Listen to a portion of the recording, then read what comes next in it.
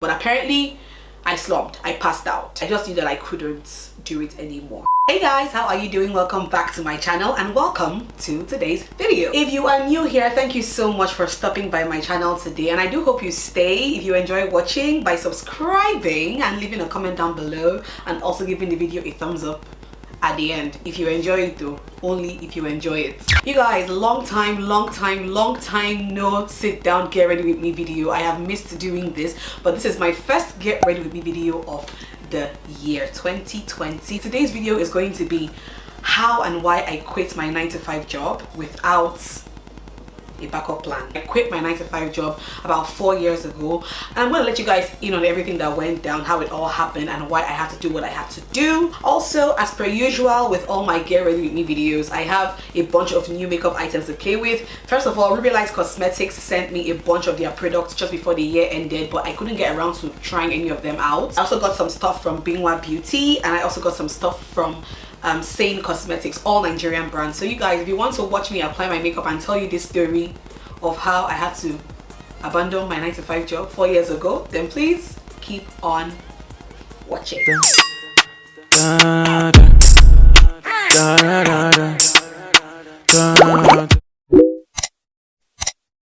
So do you have your cup of zobo, your cup of kunu, or whatever it is you love to drink? I'm just going to prime and then apply my foundation as I let you guys in on this tea. So you guys, I was working a 9-to-5 job. Just in case you don't know by now, I was working a 9-to-5 job from 2012 to 2016, literally 4 years, and I got that job right out of NYSC. I finished NYSC 2011 October, and then by February of 2012 I got this job. Now, from the very moment I got this job, I always knew that it wasn't going to be a job I wanted to stay long at. I always knew like it wasn't a job I wanted to do for the long haul. Immediately I got my appointment letter, I just knew that I wasn't going to be there for long because the pay wasn't fantastic. Okay, of course I'm not going to be mentioning the name of this organization, of course, for personal reasons, but those people who are close to me and family, and you know, people who are like my really close friends would know where I am talking about. My job role was more or less customer service, but it was more of like customer relationship management. While I got the job on merit, I also got the job based on recommendation, because the person who was going to be the MD CEO at the time was a friend of the family. It was faster for me to get the job. As per most times, this is like almost always the case with jobs in Nigeria. You always have to know somebody that knows somebody that knows somebody. For foundation, I'm going to be using the Clinique Even Better foundation, one of my absolute favorite. And of course, when you work in an organization, you would think that you would expect to be promoted. I mean, it only makes sense that you work in an organization and then after a certain number of years, I know that in civil service you're due for promotion every 4 years in civil service. So this was a private organization. You would think that after some time you'll be eligible for promotion or at least salary review or something, but year in year out, the same level I was on when I resumed my job there was the same level I was on when I left my job 4 years after. And oh my god, you guys, this beauty blender, this beauty sponge is so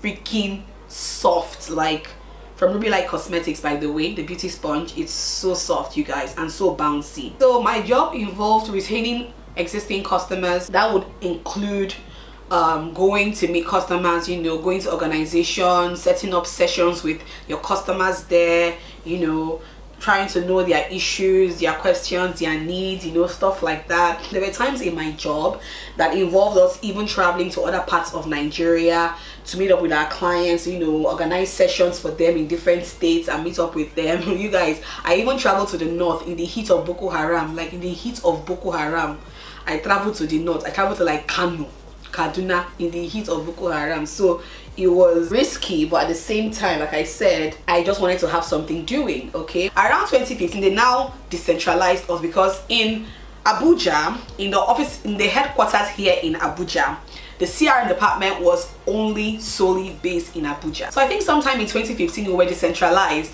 and a lot of my colleagues were transferred to other regions in Nigeria. Me excluded. I was even fearing that I was going to get transferred to somewhere else, but thankfully I wasn't transferred and I remained here in Abuja with the Abuja team. One of the reasons that other staff were giving us was that, oh, they said in our department we don't do anything, We are always loafing around. We don't do much. We are always gossiping. Matter of fact, when we used to travel, when we used to go on trips like to other locations to meet our clients and everything, obviously when you go on an official trip, they would pay you what they call DTA. And obviously, as it is with many organizations, people tend to get jealous of such things. Like, people in other departments will be like, they're always traveling, they're always, and I'm like, we're traveling to go and work. I don't understand, what is this thing? If it's easy, come and travel. But they were looking at it they are looking at the monetary aspect of it, that they always pay us DTE. And I'm like, okay, I'm meant to go to a town that I don't know, so I shouldn't book a hotel, I should not eat, I shouldn't book my flights. Like, I don't understand. So a lot of people were low-key beefing that department, because in their minds, oh, we don't do anything, all we do is travel. So you guys, these are the new Luxe brow pencils from Binwa Beauty. Binwa Beauty is also a Nigerian brand. You guys should look at this packaging. I hope my camera is picking up the gorgeousness of this packaging. It's rose gold and it has weight. It's actually heavy. It has a very tiny tip. My camera may not be able to pick this up. Let me just do this thing that's we used to do back in the day. But yeah, comes with a slim pencil and comes with a spoolie under. 2015, that environment just became super toxic, you guys. Like, there was just a lot of bad energy, okay? And I don't vibe with bad energy. It affects me, it affects my job, it just affects me in person. There was a particular time that, because we usually wear like the company t-shirt on, I think it's the last Friday of the month or the first Friday of the month, I can't remember anymore, but it was one of the Fridays of the month. We wear the company t-shirt, and there was a particular Friday that I completely forgot. My parents traveled that weekend and I had to do school run for my kid sister, so I completely forgot. I had to wake up in the morning, get my kid sister ready, take her to school, and then rush to the office.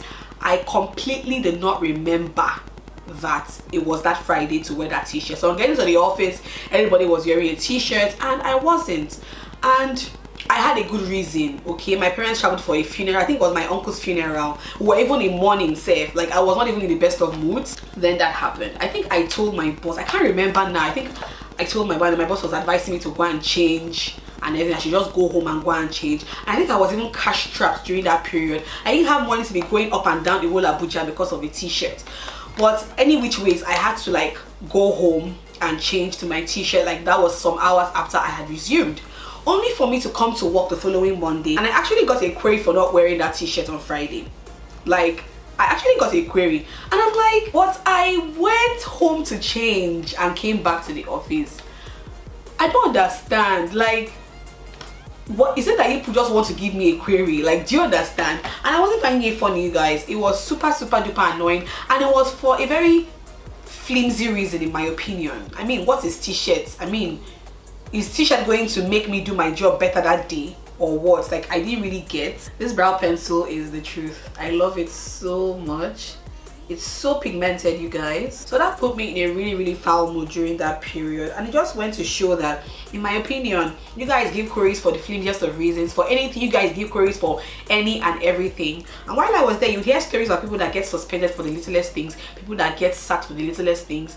I'm just like, everybody was always walking on eggshells. I kept asking myself when I was going to get another job so that I could just leave that place, but that other job never came. Like, it never came. So I was literally stuck there. You know, I got engaged to Jesse in 2015, and then by December was a traditional wedding. So I had to apply for my leave and everything, you know, to be able to travel to Asaba for my traditional wedding in December. But my traditional wedding was on Boxing Day, day after Christmas.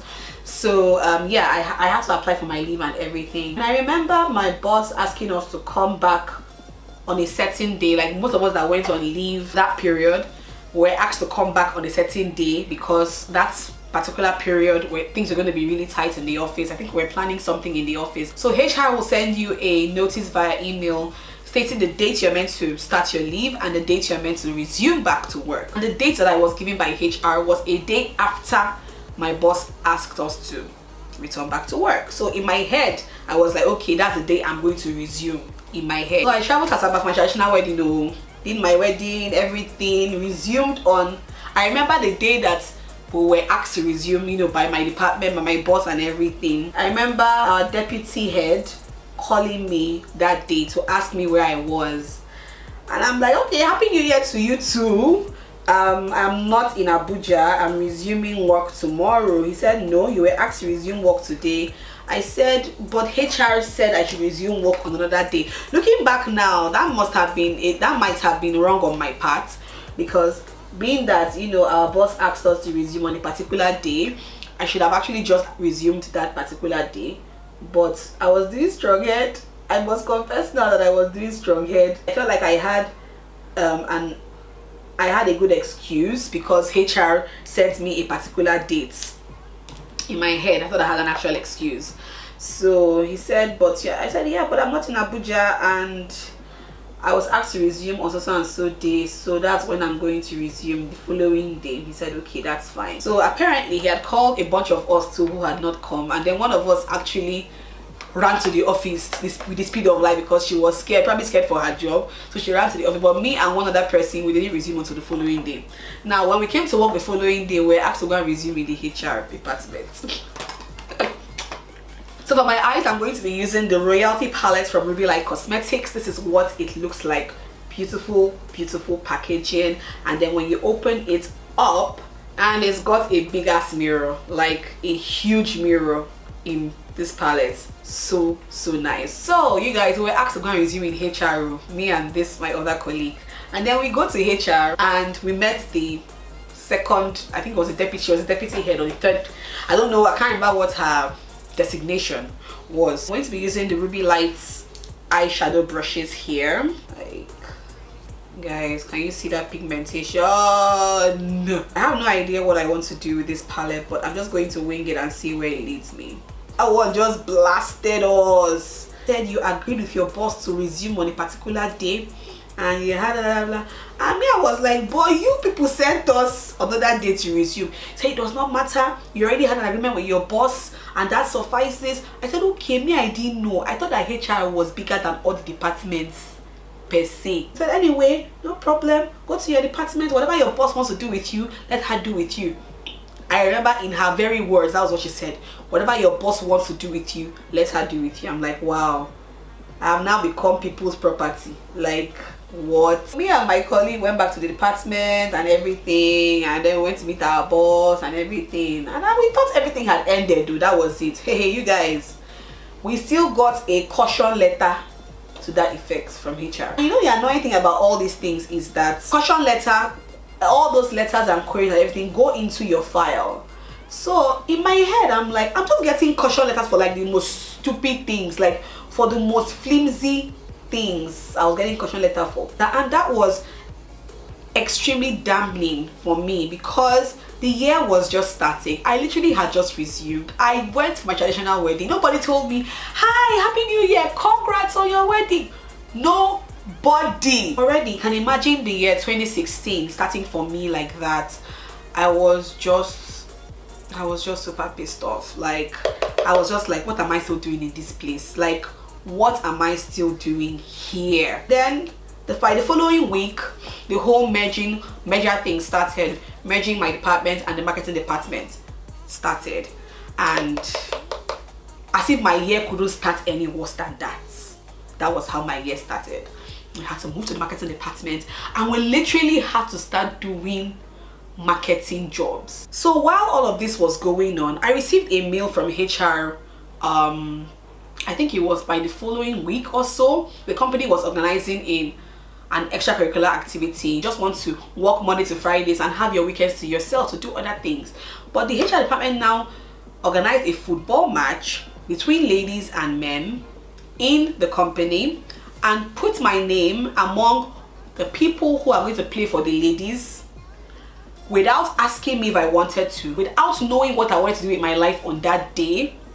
Put my name there, and now put in the mail that failure to adhere to this will lead to consequences. And I'm like, so we're not in a secondary school. No, this is actually a secondary school where you are told you must play football. If you don't play football, you're going to get punished. You must do this. If you don't do that, you're going to get punished. And at the time, I had just gotten that caution letter for not resuming a day earlier.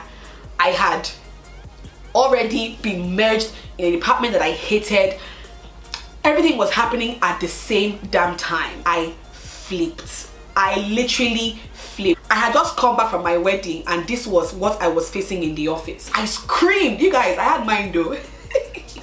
I flipped. I screamed. I was like, what is the meaning of this nonsense? Somebody cannot have respite in their workplace again. What is all this? I burst into tears. I was crying. It was an accumulation of emotions that I had been bottling up inside concerning my job in the last couple of months. And I just flared up. I just snapped.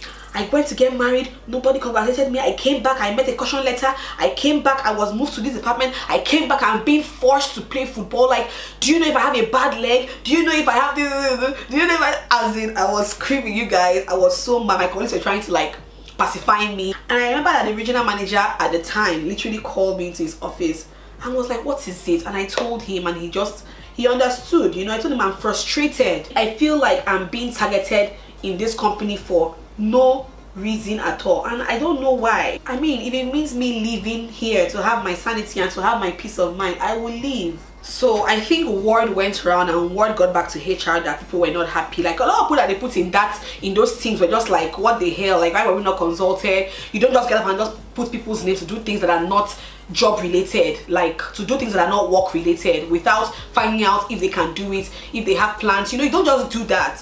So they now took a back seat, and then I think they now resent the mail and said, if you are interested in so and so, let us know. My own was that even if they said there were going to be consequences, I wasn't going to go for that football match. I was not going to play that football match. That was my own, because I was already pissed off with everything happening around me. So doing that was like adding salt to injury. Like I was so mad. I was going into a department, I just in my head didn't want to be there. I didn't want to have anything to do with that job role. And I was like, you know what? Let me just sit this thing through. Let me just try out this thing, you know, and see how it goes. If I think I can't do it, then maybe I would have to go and seek for a change of department or seek for something else, or leave if it comes to leave. You know, being in my own department, my former department, we used to go out a lot. You know, we used to go out a lot. In a day, in a week at least, I would personally go out twice or something. We had a roster, like a timetable, where on particular days this person and that person would go to these organizations and everything. So we had a timetable, we could plan yourself and everything. But with this new arrangement and being in the marketing department, it just meant that every blessed day you're outside. They don't want to see you in the office. You're a marketer. What are you doing in the office? Resumption time was 8 o'clock. Once you resume work by 8, by 9 a.m. you're out of the office, and nobody wants to see you back in the office until 4 p.m. and then you close by 5. And that was how hectic the job was. I did it the first week and I'm like, I don't know about this. I don't know about this job, because it was a permanent decision by the company and there were going to be no changes, and I'm like, I don't know about this thing. And by the second week I had become so drained, you know, something that you're not used to. All of a sudden I started going out every day, and during that period, that was like January, yeah, that was January, and that was that extreme heat period in Abuja. Going out under the sun every day, Monday to Friday, 9 a.m. to 4 p.m. every blessed day, started to take its toll on me. I was always tired. Once I got home, I passed out like a log of wood, slept off. I was always drained. Most importantly, it started to affect my mental health.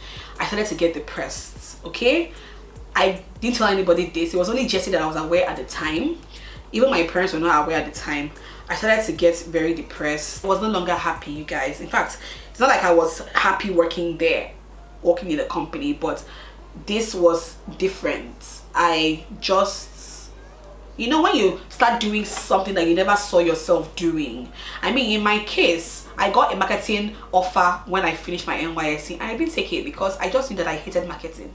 Anything that had to do with marketing, I hated it. Then having to do marketing 4 years after you joined a company, for me, was a slap in the face. For me, it was a demotion. For me, just applied red glitter on my lids, and I love this red glitter. It's from the palette as well, right here. It looks so stunning. I love it. And then the straw that broke the camel's back was that I went to work on this particular day, and then of course, stressful day as always. I got back home super tired. Jesse actually picked me up from work that day, so he took me back home. I was living with my parents, by the way. We got married traditionally, but I was living with my parents until after our white wedding. My mom was around, my brother, and they saw me. I came in, I was looking pale. Like I was looking so pale. And you know, I was just standing by the guest toilet, you know, talking to my mom and my brother. That was all I could remember. I was just talking to them and I don't know what happened. Everything just went black. Next thing I knew was that I felt water on my face and my mom was calling my name. My brother was like, Alma, please, Alma, please. My mom was calling my name and I opened my eyes. And that was all I remember. I didn't remember what happened between when I was talking to them and when that happened. I don't recall. But apparently, I slumped. I passed out. I just knew that I couldn't do it anymore. I just knew, because in my mind I'm like, okay, now it has now entered into a health risk, a health challenge. It's affecting me and I'm already battling unhappiness and depression and everything. I just cannot continue. The MD, who was a family friend, attended my church. So my mom was like, okay, that she's going to talk to her in church maybe the following Sunday or so and tell her what happened and see if there's anything she can do, even if it means changing my department. And just so you know, you guys, there were 1 or 2 people that were still kept in the other department, my old department, you know, because they didn't want to shut down the department completely. So, but I was among those that were moved to marketing. So she was saying, even if they don't put you back in your old department, I told her, look, even if I get any other department, I do not mind, except this marketing. I don't want to do it. I can't do it anymore. I just can't. My mom met this woman and was telling her everything. And in my mom's words, this woman was no longer the woman that she used to know. She just flipped on my mom, more or less, and ignored the issue at hand. They didn't ask about my health, how I was doing. Instead, what she was more concerned with telling my mom was that, do you know that she has this query and that question letter and this question letter? Do you know that? Do you know that? And I'm just like, oh, so is this some sort of punishment for me? And I also remember being there. She would always tell me, oh, you don't come to my office. And I didn't want to be one of those people who would always be seen in the MD's office because she knows her, and then Jesus start flying around the office. Like, people know how Nigerian offices can be. Like, I didn't want it to be like that. So I would always just stay in my lane, stay in my department and do my job. You would hardly ever catch me in her office. I just say, okay, I just want to say, okay, you know what's gonna happen? I would go see her myself. She always complains that I don't come to her office. So this time around, I will go to her office and go and see her and explain to her what's been going on. That very fateful Tuesday, I don't forget, guys, it was a Tuesday. So I went to her office and she had a departmental head with her in her office, and then I asked to see her and she asked me to sit down, and I just told her everything that happened, how the job is affecting me. Is there anything she can do to please alleviate my suffering? Please, can she just change my department? I don't even want to go to my own department. Just put me anywhere else. I will manage, no problem. Hey, you guys, that was it. What happened in that office that day, I don't like remembering it because it hurts me. It really hurts me emotionally. She fled up on me in the presence of 2 departmental heads. She fled up on me. I was trying to make reference to my mom coming to talk to her about it, and then she said, you're manipulating your parents. When I was your age, I had left my parents' house. My mind, I was like, but I'm married. I'm about to do my wife's wedding and leave my parents' house. So what is your point? In my head, I just sat there looking at this woman. She flipped on me, you guys. This was somebody that I was always on good terms with. She flipped on me. This. You don't want to do marketing. You don't want to. And she now picked up her phone and the intercom and now called the head of HR and now asked her, what is the #1 job role for every staff of this company? That one said every staff must be a marketer first. They said, you see? So, what are you saying? And I'm like, okay, my man, I'm like, okay, every staff is a marketer, but we all know that not every staff markets. Like, yes, we had staff in corporate communications, we had staff in benefits departments, we had staff in other departments, HR and admin, who were not marketing. So what is your point? I'm not understanding. What is your point? She went on and on. This woman brought in my family into the gist. She more or less like talked me down. This was somebody that I looked up to. This was somebody that I thought was like a mother to me. This was somebody that I felt like I had an issue and I could talk to her. But she made my private issue, I brought something to her privately, and she made it into a public jamboree. Everybody in that company must have heard what happened that day. Even the departmental heads that were right in front of her, she was putting them inside the gist. Like, my private affair now became a public jamboree. Say, you're fainting. You're doing marketing and you're fainting. You're fainting. And I'm just like, okay, that's it. I wanted to cry so bad. You guys, I'm a very emotional person. If you don't know by now, I'm very emotional. The things she was saying to me were pretty hurtful, and I really wanted to just bust out in tears. Like, I really wanted to cry. But one thing I told myself was that this woman will not see my tears today. I had heard that there are people that she used to blast in her office that will just be crying like babies, but I'm like, no, this one will not get to me today. Like when she finished, I just got up and I just told her, thank you, ma. Those were my last words to her. I just told her, thank you, ma. I got up and I went straight to the HR department and dropped my resignation letter. End of story. The people in HR thought I was joking, and then after dropping that letter, I called my mom on the phone and I burst into tears. And I told her, Mommy, I can't do it anymore. I just can't. I mean, life is too short to be unhappy like this.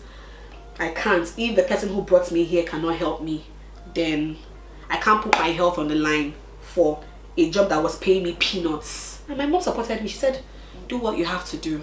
In her words, she told me, do what you have to do. And I remember coming to work the following day, and the company has a policy, as in most companies, they have a policy of if you want to resign, you must give the company a 1 month notice. I was giving them an immediate notice.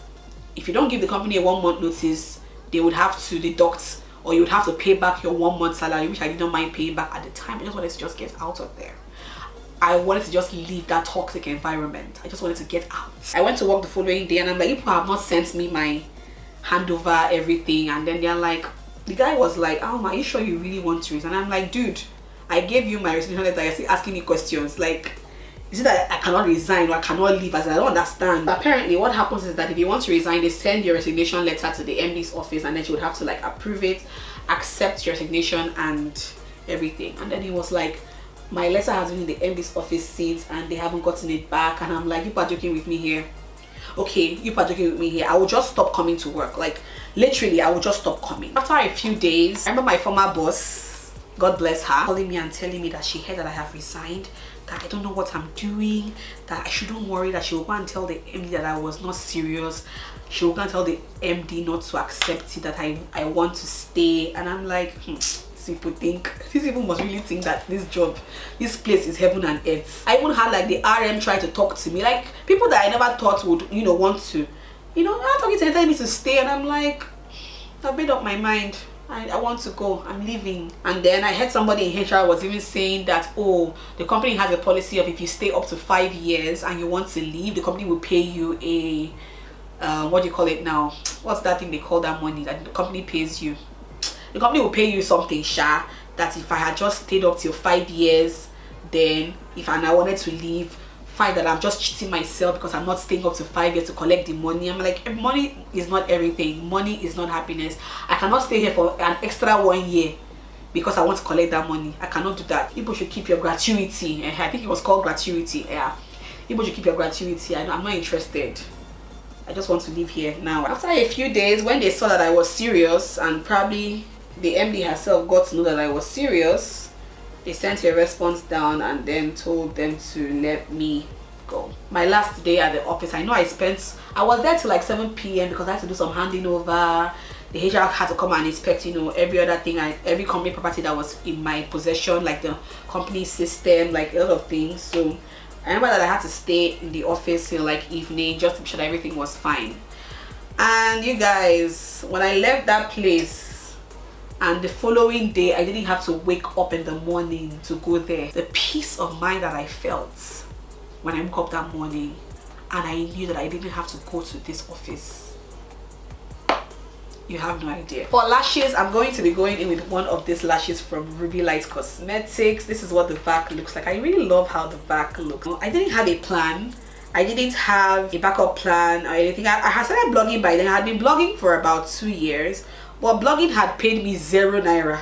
I was basically earning 0 coins. My white wedding was in 3 months. There was just a lot going down, but I just knew that I wanted to be in my happiest state of mind for my wedding. Just wanted to be happy, and that was the sole reason why I left, to be happy. A couple of months later, I became broke because I didn't have a job.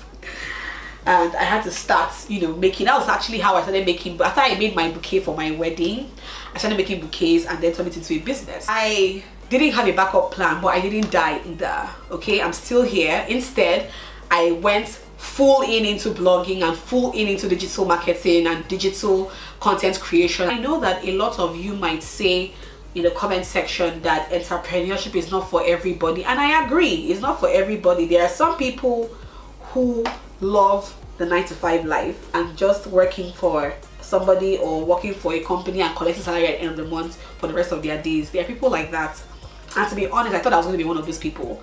You know, it's not for everybody, but at the same time, I just feel like being in a job that you are not happy is just punishment, in my opinion. It doesn't matter how much you're collecting, because at the end of the day, money is not everything.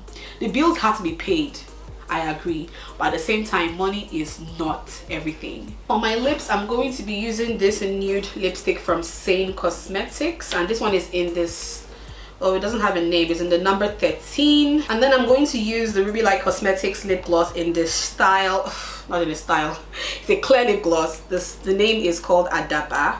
I don't want to stain the applicator, so I'll just use my finger.